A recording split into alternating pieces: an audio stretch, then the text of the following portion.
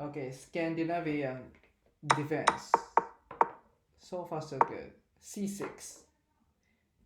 So usually black would move the bishop to f5 or knight f6, keep dividing pieces. And the c6 move, I think this move slowed down the piece development. We can keep dividing pieces like bishop to c4 or knight f3. We can also move the bishop to d2, aim at the queen, and ask your opponent, are you going to move the queen back to d8 or c7? So if you look at the opening, so if the black queen move back, regardless it's c7 or d8, black spent three moves of the queen. So that's slow down the piece development. If queen moves to like b6, we can ignore that because I don't think black can take the pawn. Rook b1, queen a3, and we can keep moving pieces. We can develop pieces because we are super quick. Even though we sacrifice a pawn, we're super quick in piece development. And later castle e6 and knight e5 control the center. Maybe black would develop bishop to e7 and we can move the rook if the castle again. So we can play something. I'm thinking, can we trap the queen?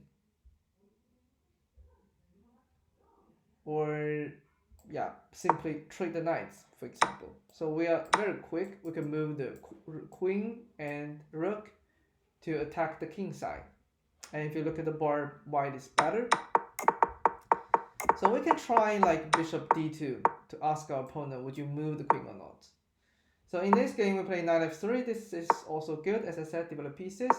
Bishop to e2, e6, h3, bishop to h5, and actually I will push the pawn to kick the bishop. If the bishop moved to g6, we can keep pushing it, threatening h5. So black has to move the pawn, h-pawn to h6, and then we can move knight e5. We are going to trade the knight with the bishop, and we will destroy the pawn structure. So the bishop has to move back to h7, and we can keep, for example, move the bishop to d2 to attack the queen. If the queen goes to c7, we can divide the bishop, and later queen to f3, aiming at f7, and later like long castle.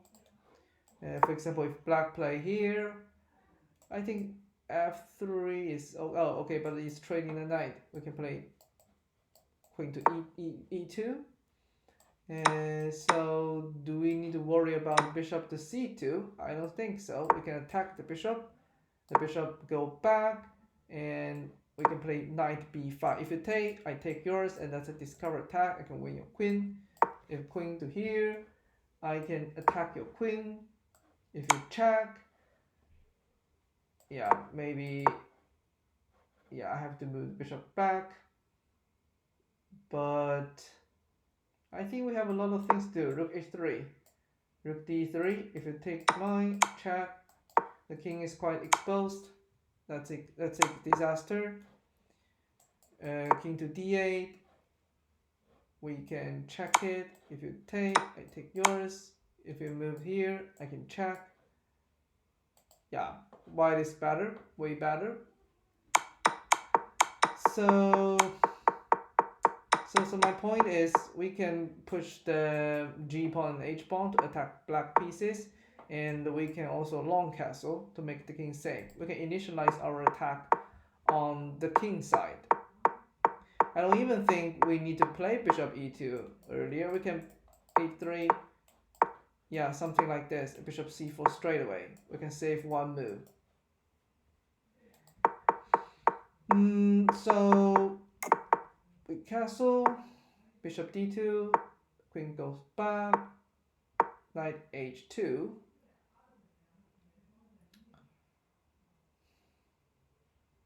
I feel like knight h2 is a little passive.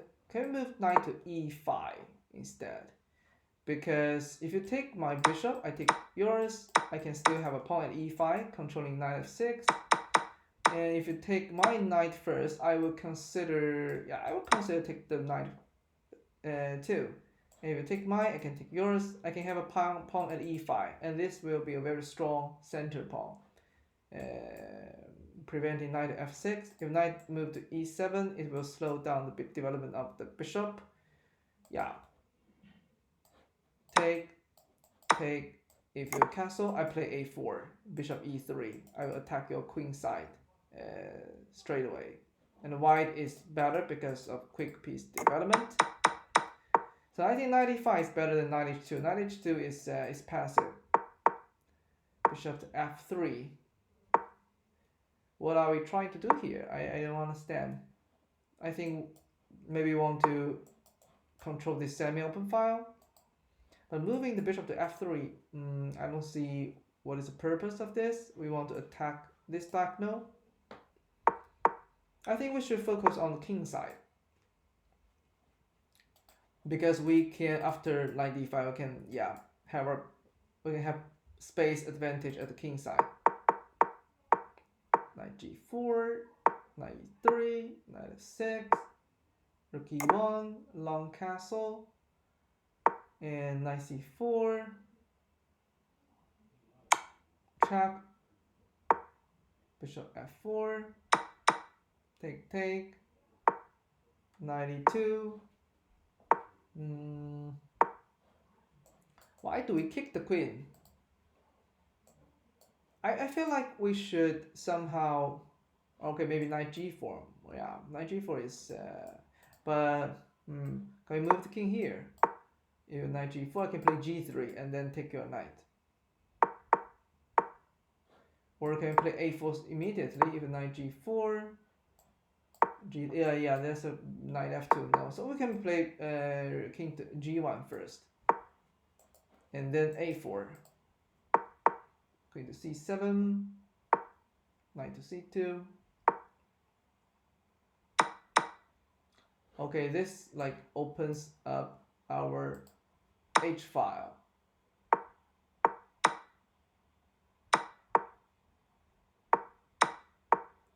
Knight e5.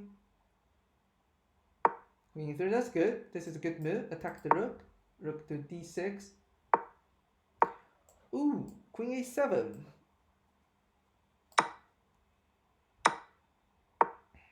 We missed this one. A little queen a8. How can black? Yeah, I mean queen b8.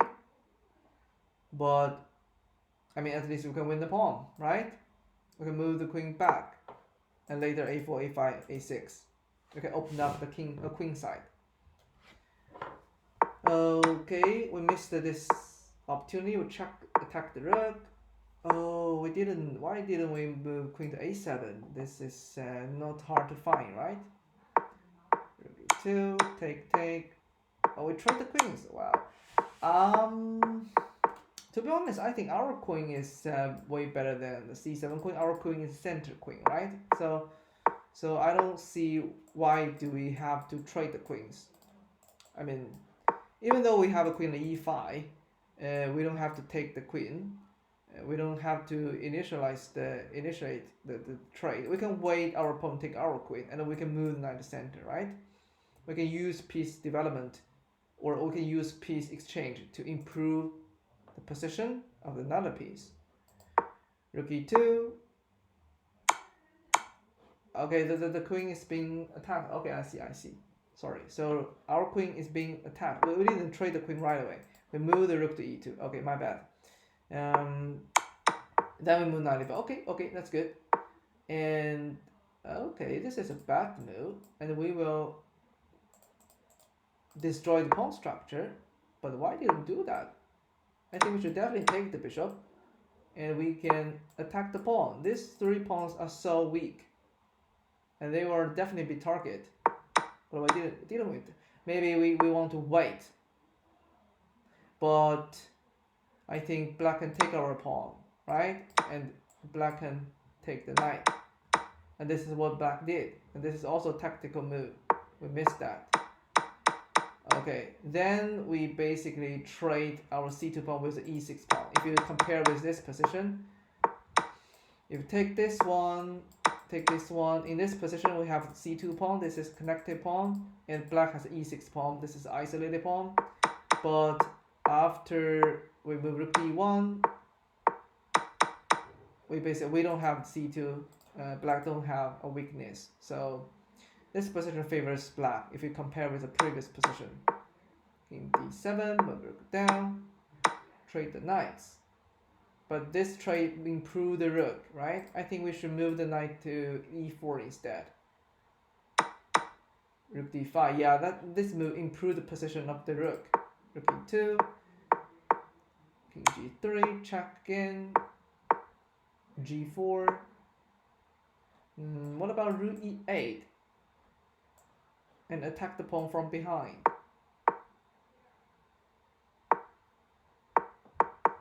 g5, yeah, I think we should put the h4. Because in this case, if black play g5, we can put h5.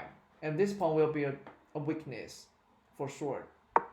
But if we play king g3 after g5, either play f4 or h4, the double pawn will be resolved. Oh no, our king is really bad in position, and the black will have pass pawn. And our 3 pawns are controlled by a single pawn. That's definitely not good. So f3 is, I think we should activate our rook. First of all, rook d2 is not good move. We can get rook, and we can meanwhile maybe take one of this pawn. And it's very important that we can have a pass pawn. Now we are really bad in position. Oh, well, if black trade the rooks, we will definitely lose, because black will have a passed pawn, and also black has very good, control of these 3 pawns. The 2 pawns controlling our 3 pawns. Black didn't do that. Okay, we take the. I think we should avoid the trade, because once it comes to end game, we will definitely lose, and there's a waiting move.